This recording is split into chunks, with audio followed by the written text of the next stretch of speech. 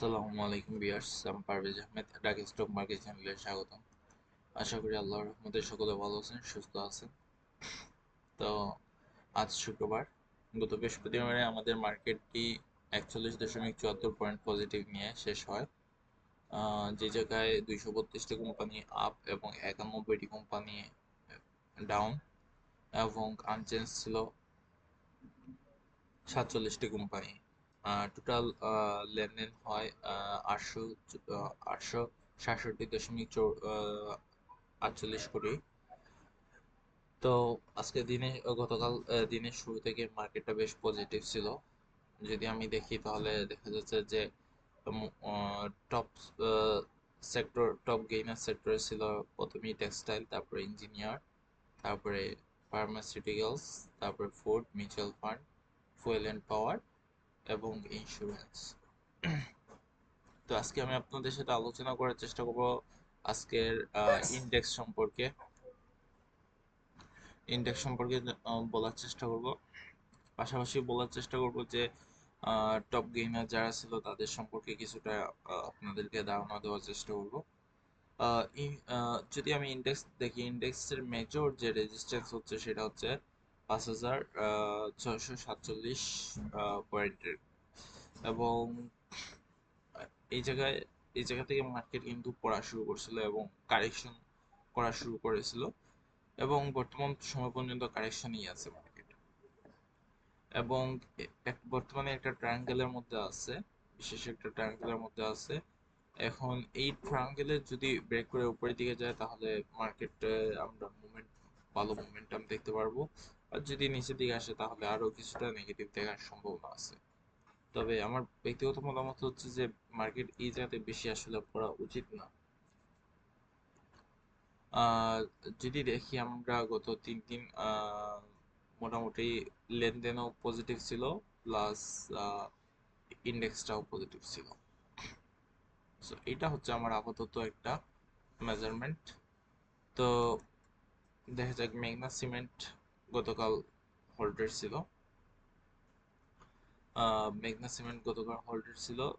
এবং তার যেই জায়গা থেকে হোল্ডেডটা হয়েছে সেটা হচ্ছে তার নিয়ার অ্যাবাউট গতদিন তার ক্লোজিং প্রাইস ছিল আপনার 27.70 টাকা, 87.70 পয়সা। সো ওই জায়গা থেকে মার্কেট উপরের দিকে আসে, আর এটা হচ্ছে মেগমা সিমেন্টের একটা ভালো লেভেলের একটা সাপোর্ট। এই জায়গা থেকে দেখতে পারতেছেন যে গত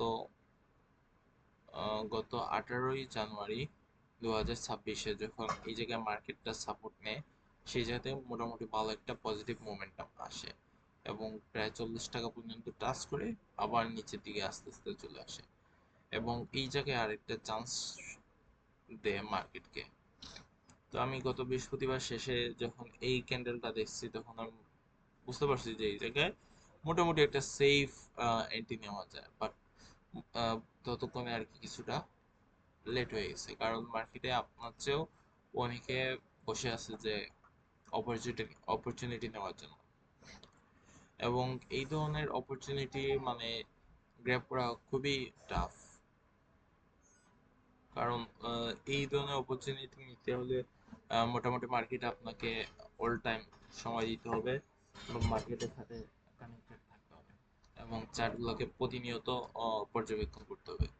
এখন যিনি এই লেভেলে কিন্তু মোটামুটি ভালো একটা ভলিউম সেল প্রেশার আসে, এবং এই লেভেলে যারা একটু কনফিডেন্সলি কিনতে পারছে তারা কিন্তু আজকের দিনে তারা গেইনার।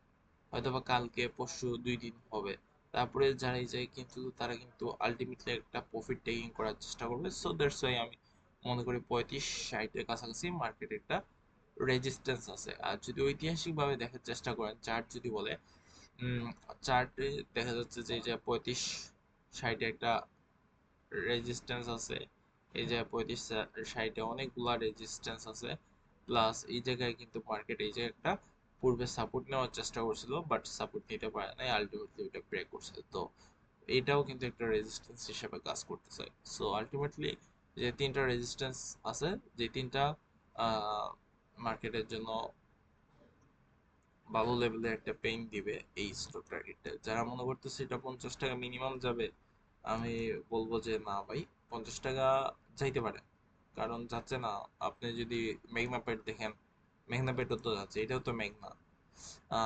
সো ওই হিসাবে আপনি চিন্তা করলে অবশ্যই যাওয়ার সম্ভাবনা আছে, বাট একটা আছে চার্টের মতামত যদি আপনি দেখেন, চার্টের মতামতে আমার কাছে আর তার বর্তমান যে অবস্থা এই হিসাবে আমার কাছে মনে হচ্ছে যে 38-70 পর্যন্ত যাওয়ার সম্ভাবনা আছে। বাট ইনিশিয়ালি যদি কেউ প্রফিট এই জায়গায় টেকিং করে ফেলে, আমি মনে করি সে বুদ্ধিমানে কাজ করতেছে, কারণ যিনি এই জায়গায় কিনছেন অবশ্যই তিনি একজন বিচক্ষণ মানুষ, এবং তিনি চাবেন যে তার প্রফিটটা যত তাড়াতাড়ি টেক হয়ে যায় তত তাড়াতাড়ি ভালো।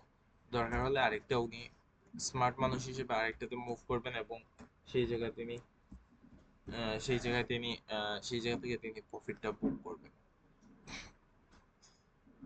তো 35-70-এর আরেকটা কারণ হচ্ছে এই জায়গায় দেখেন 2025 মে মাসের দিকেও কিন্তু এই জায়গায় একটা রেজিস্ট্যান্স হিসেবে কাজ করছে। তো 35-70 থেকে 36 পর্যন্ত একটা স্ট্রংলি প্রবাবিলিটি আছে যে এটা মার্কেট যাবে। দেন হয়তো বা 38-70 থেকে 40 পর্যন্ত আরেকটা লেভেল, এই জায়গায় মার্কেটে একটা রেজিস্ট্যান্স লেভেল আছে। সো এইভাবে আর কি আমি আপাতত এইটুকুই প্রত্যাশা করি। এর চেয়ে বেশি যদি কেউ প্রত্যাশা করতে চান তাহলে করতে পারেন, বাট ওইটা পাবেন কি না পাবেন এটা আসলে মার্কেটের উপরে ডিপেন্ড করবে।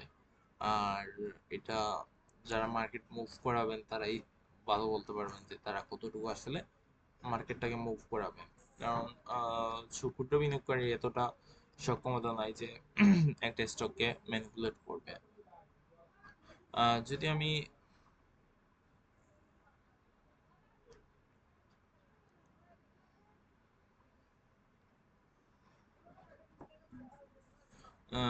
সো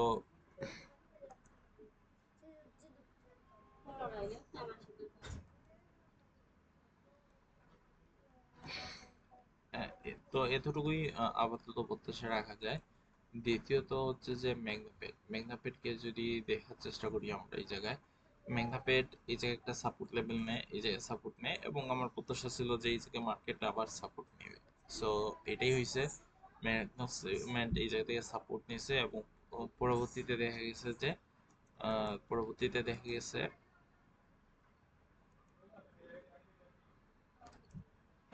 এই জায়গা থেকে আহ, এই জায়গা থেকে উপরের দিকে উঠছে, এবং এই লেভেলটাকে টেস্ট করে তারপরে উপরের দিকে যাচ্ছে। সো গতকালকে মোটামুটি হোল্ড রেটের কাছাকাছি ছিল, হোল্ড রেটের কাছাকাছি ছিল, বাট আমার কাছে যেটা ইনিশিয়াল রেজিস্ট্যান্স আছে সেটা হচ্ছে 32 সো দ্যাটস মিন আপনার আরেকটা মোটামুটি 8-9%-এর মতো আমরা মুভ দেখতে পারবো বা দেখার সম্ভাবনা আছে। এবং এই জায়গায় একটা স্ট্রং লেভেলের সাপোর্ট সাপোর্ট ছিল, সো এটা রেজিস্ট্যান্স হিসাবে কাজ করবে। এটা যদি ব্রেক করতে না পারে এটা নিচের দিকে আসার সম্ভাবনা আছে। আর যদি এটা ব্রেক করে উপরের দিকে উঠে যায় তাহলে আরো কিছু দূর উপরে যাওয়ার সম্ভাবনা আছে, নিয়ার অ্যাবাউট 40, তারপরে হয়তো বা 45 এইরকম যাবে। বিপিপিএল, বারাকা পাওয়ার, বারাকা পতেঙ্গা পাওয়ার। সো বারাকা পতেঙ্গা পাওয়ার আমি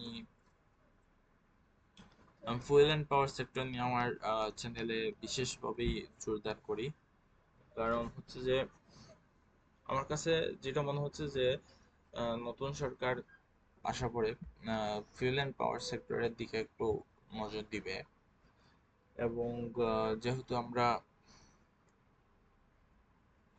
দেখতে পাচ্ছি যে আগামী মাস থেকে হয়তো ফুয়েল অ্যান্ড পাওয়ারের সামগ্রিক যে প্রাইসটা আছে সেটা চেঞ্জ আসবে। সো সেই হিসাবে এই জায়গা থেকে একটা পরে একটা মোমেন্টাম আসার সম্ভাবনা আছে। সো পাওয়ার সেক্টরের সেই হিসাবে একটা ডিমান্ড ক্রিয়েট করবে আমি আশা করি। আর যদি বিপিপিএলটা দেখেন, বিপিপিএল এর তার বিগত 3টা কোয়ার্টার কিন্তু বেশ পজিটিভ ছিল। ফার্স্ট কোয়ার্টারে 66 পয়সা, যেটা এর আগের বার ছিল নেগেটিভ ছিল, সেই জায়গায় সে পজিটিভ করছে। সেকেন্ড কোয়ার্টারে সে আহ, গতবার 1 পয়সা ছিল পজিটিভ, এবার সে 77 পয়সা করছে। So you can imagine that তারা নেগেটিভ থেকে পজিটিভে আসছে, তাও আবার হিউজ পরিমাণ পজিটিভ। থার্ড কোয়ার্টারে যদি দেখি, থার্ড কোয়ার্টারেও আবার ঠিক একইভাবে নিয়ারলি 80 থেকে 90 পয়সা বেশি পজিটিভ আসছে। সো ফোর্থ কোয়ার্টারে আমি আশা করি এরকম একটা কিছু আসবে,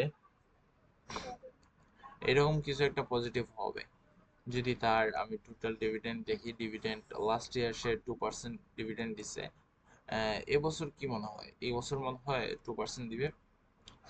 আহ, আমার মনে হয় না এই বছর 2% দিবে, কারণ তার ইপিএসটা এত পজিটিভ, সেই জায়গায় অ্যাটলিস্ট 10% দিবে। কিসের জন্য, কিভাবে 10% দিবে? তার যদি আপনি 2019 থেকে 25 পর্যন্ত ইপিএসটা দেখেন, দেখতে পারবেন যে 2021 পর্যন্ত সবকিছু মোটামুটি ভালো ছিল। দেন সে 2022-23, 2022-এ 1.25 টাকা, 2023-এ সে নেগেটিভ ইপিএস আসে, 2024-এ কিছুটা পজিটিভ, 2025-এ বেটার বেটার আসছে। সো এই হিসাবে এই বছর ইপিএস এর ধারাবাহিকতা বোঝা যাচ্ছে যে অ্যাটলিস্ট 3.81 পর্যন্ত আসার সম্ভাবনা আছে, এবং 3.81 বা 3 টাকাও যদি আসে, তো দেন অ্যাটলিস্ট 10% তারা ডিভিডেন্ড ডিক্লেয়ার করবে। অ্যাটলিস্ট যদি তারা 35% ডিভিডেন্ড পেও করে, তারপরেও কিন্তু 10% হয়। সো এই হিসাবে এটা বি ক্যাটাগরি থেকে এ ক্যাটাগরিতে যাওয়ার সম্ভাবনা আছে। দ্বিতীয়ত, এদের আর্নিংস বাড়ার সম্ভাবনা আছে। 3 নম্বর পয়েন্ট হচ্ছে এটা, যদি আমি এটা যদি আমি সরি এটা আমি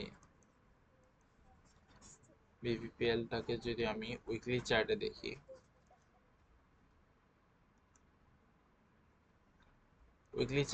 তাহলে দেখা যাচ্ছে যে এই জায়গায় বিপিপিএল এ 17 টাকার আশেপাশে একটা রেজিস্ট্যান্স আছে। এবং এই জায়গায় 17 টাকার আশেপাশে রেজিস্ট্যান্স কখন তৈরি হয়?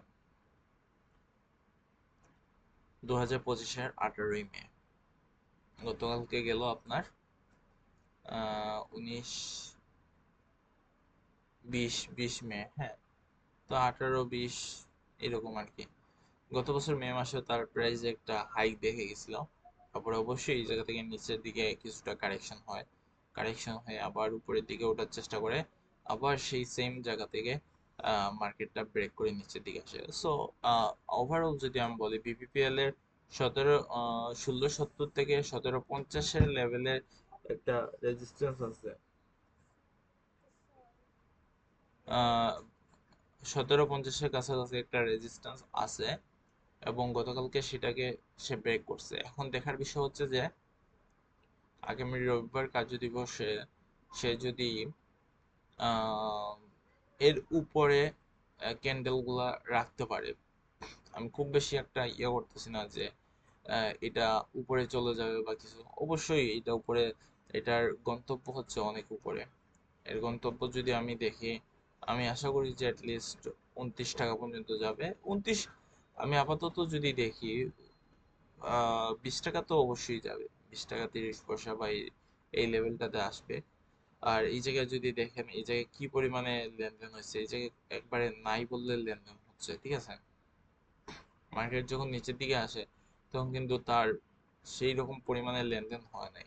দ্যাটস মিন যারা ইনভেস্টর আছে, যারা বিনিয়োগকারী আছে, তারা কিন্তু শেয়ারটা ছাড়ে নাই, তারা এই লেভেলে কিনেই বসে আছেন, বা এই লেভেলে কিনে বসে আছেন 35। সো এই লেভেলে কিনে বসে আছেন। অনেক সময় দেখে গেছে যে তার ইনিশিয়াল যদি আমি বলি 29 টাকা পর্যন্ত যাওয়ার সম্ভাবনা আছে বর্তমান যে অবস্থায় আছে। সো এটাই অনেকটা এরকম হবে। এই জায়গায় আসছে, এই জায়গায় আসে আস্তে আস্তে এই লেভেলটাতে, ঠিক আছে। সো একদিনে বা 2 দিনে হল্ট হইলে যে পরবর্তী দিনগুলো হল্ট হবে সেটা আমি বলতেছি না, তবে আমি বলতেছি যে তার যে একটা ইনিশিয়াল রেজিস্ট্যান্স আছে সেই রেজিস্ট্যান্সটা সে কিন্তু ব্রেক করছে, এবং ব্রেক কনফার্মেশন যখন করে ফেলবে তখন কিন্তু আর কোনো ভয় থাকবে না যে এটা নিচের দিকে আসার। আর যদি নিচের দিকে আসে, যারা জানে যে উপরের দিকে যাবে তারা আরো বাই করবে, ঠিক আছে। সো একটা রিজন হচ্ছে এটা ফান্ডামেন্টাল ভালো, ফান্ডামেন্টাল চেঞ্জগুলো পজিটিভ আসতেছে। 2 নম্বর কারণ হচ্ছে এটা নিচের দিকে প্রাইসটা আছে। আর 3 নম্বর কারণ হচ্ছে এটা উপরের দিকে যাওয়ার সম্ভাবনা আছে, এবং most of the majority investor নেড়ে 30-30-র উপরে তাদের বাই প্রাইস আছে। সো এই হিসাবে আমার কাছে এটা বেশ একটা অপরচুনিটি অপরচুনিটি মনে হচ্ছে ক্রিয়েট করবে। সো এটাই। তারপরে মেঘনাপেট যদি দেখি, মেঘনাপেট লাগাতার পজিটিভ পজিটিভ করেই যাচ্ছে। আহ, তার ভলিউমগুলো বেশ পজিটিভ, যদিও স্টকটা একটা জেড ক্যাটাগরি স্টক,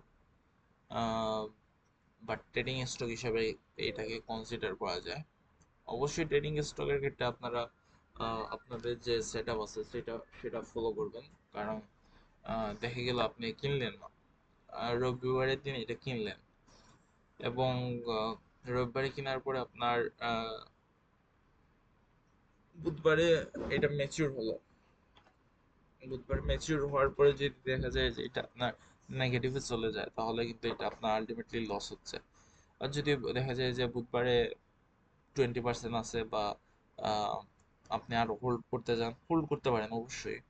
কারণ এটা হচ্ছে আরেকটা পদ্ধতি, যখন আপনার শেয়ারটা বাড়বে আস্তে আস্তে, তখন এটা চেষ্টা করবেন যে ধরে রাখার জন্য। সাপোজ আপনি এটা ডেইলি চার্টে যাই, সাপোজ আপনি এই শেয়ারটা এই জায়গায় কিনছেন, ঠিক আছে, 22 টাকা, 22 টাকা 80 পয়সাতে কেনার পরে দেখলেন যে 2 দিন, 3 দিন, 4 দিন পরে দেখা গেল যে আপনি যখন ম্যাচিউর হয়েছে তখন দেখা গেছে যে দিন শেষে আপনার 24-60-এ আছে। দ্যাটস মিন আপনি অলমোস্ট 2 টাকার মতো পজিটিভে আছে। দেন আপনি এটাকে হোল্ড করার চেষ্টা করবেন, প্রয়োজনে এই জায়গায় হোল্ডিংটা বাড়ানোর চেষ্টা করবেন, ঠিক আছে। পরবর্তীতে দেখা গেল যে এটা কমে কমে আবার নিচের দিকে চলে আসছে। সো আপনার যদি আহ, বড় একটা গেইন পেতে যান, তাহলে এইরকম থিওরিটাকে কাজে লাগাইতে পারেন, যে আমি 22 টাকা 80 পয়সা কিনছি, ওকে, এটা হচ্ছে আমার এটা হচ্ছে আমার সাপোর্ট লেভেল,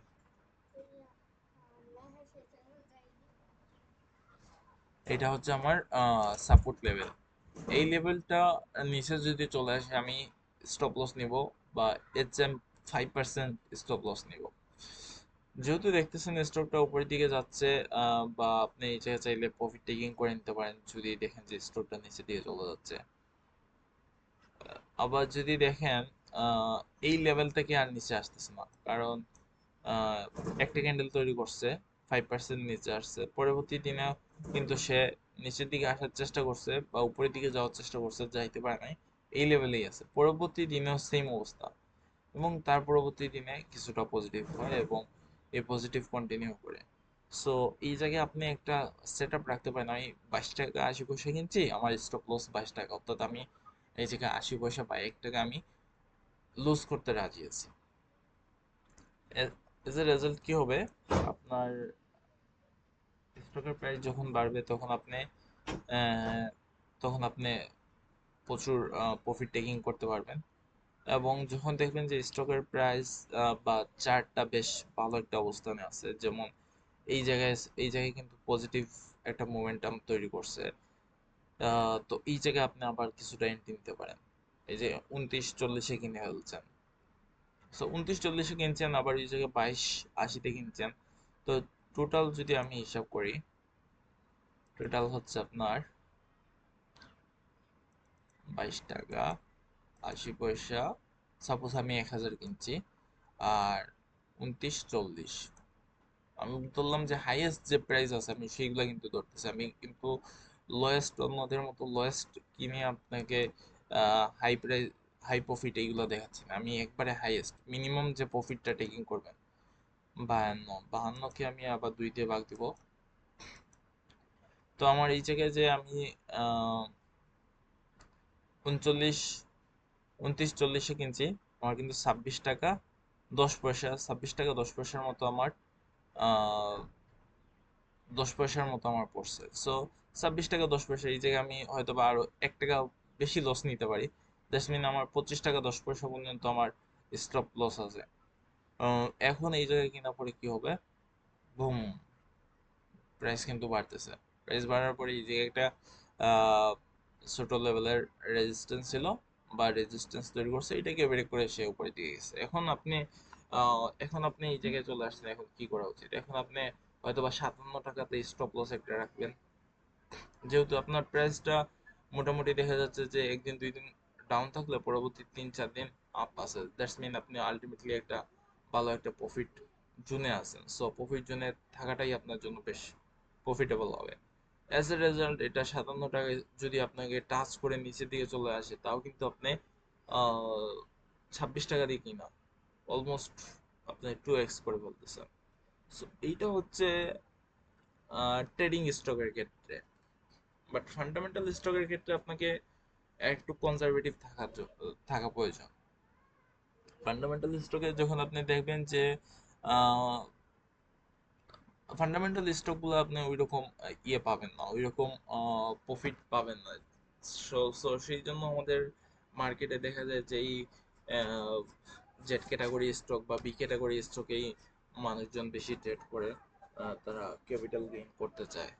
বাট ফান্ডামেন্টাল স্টকে যদি কেউ পজিশনে ইনভেস্ট করতে পারে, ইয়ারলি 20-25% জেনারেট করা সম্ভব, যেটা হিউজ একটা পার্সেন্টেজ। বাট অনেক ইনভেস্টর, অনেক বিনিয়োগকারীর জন্য এইটা পর্যাপ্ত না। সো দ্যাটস ওয়াই তারা এরকম মিহি ক্যাপ, ম্যাগনাপেট এগুলাতে ইনভেস্ট করে, এবং প্রপার সেট আপ না থাকার জন্য তারা ম্যাক্সিমাম টাইমই লস নিতে হয়। যদি আপনি আমাকে পার্সোনালি জিজ্ঞাসা করেন, আমি বলবো যে আমাকে কোন স্টকগুলা বেটার অবস্থানে রাখছে, তখন আমি বলবো যে অবভিয়াসলি অবভিয়াসলি ফান্ডামেন্টাল স্টক। বিশেষ করে আমি যদি ব্যাংক সেক্টরের কথা বলি, ব্যাংক সেক্টর আমাকে অনেক ভালো অবস্থানে রাখছে।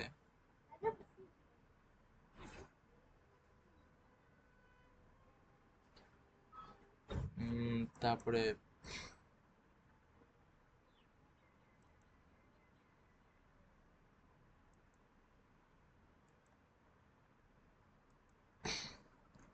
ইন্স্যুরেন্স, ইন্স্যুরেন্স সেক্টর যদি আমি দেখি, ইন্স্যুরেন্স,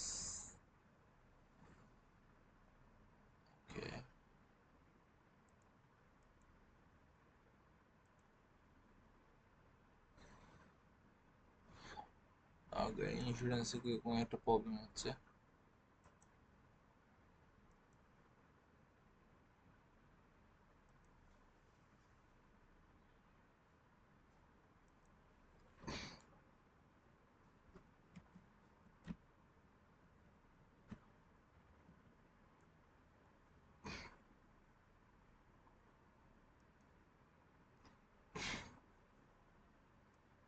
ইন্স্যুরেন্স গতকালকেও পজিটিভ ছিল, মার্কেট পজিটিভ ছিল, সেই হিসাবে ইন্স্যুরেন্স সেক্টরও পজিটিভ ছিল। বাট ইন্স্যুরেন্স সেক্টরে একটা রেজিস্ট্যান্স লেভেলে আছে। সো সেই রেজিস্ট্যান্সটা যদি ব্রেক করে উপরে দিকে করতে পারে, দেন আমার কাছে মনে হয় যে ইন্স্যুরেন্স সেক্টরে যে পরিমাণ ভলিউম আছে, উম, সেই জায়গা থেকে আরও কিছু প্রত্যাশা করা যায়। যদি তার 44 পয়েন্টের উপরে যেতে পারে, উপরে গিয়ে যদি সে ক্লোজিং দিতে পারে, দেন এই জায়গার মধ্যে সে আরও বড় একটা গ্যাপ তৈরি করার সম্ভাবনা আছে। তবে অবশ্যই পজিশনে এই জায়গায় ইনভেস্ট করবেন, ঠিক আছে? আহ, তো এইটাই ইন্স্যুরেন্স সেক্টর বর্তমানে যদি আমি দেখি, MA40 মুভিং এভারেজে 14 ডেজের উপরে আছে এবং পজিটিভ আছে।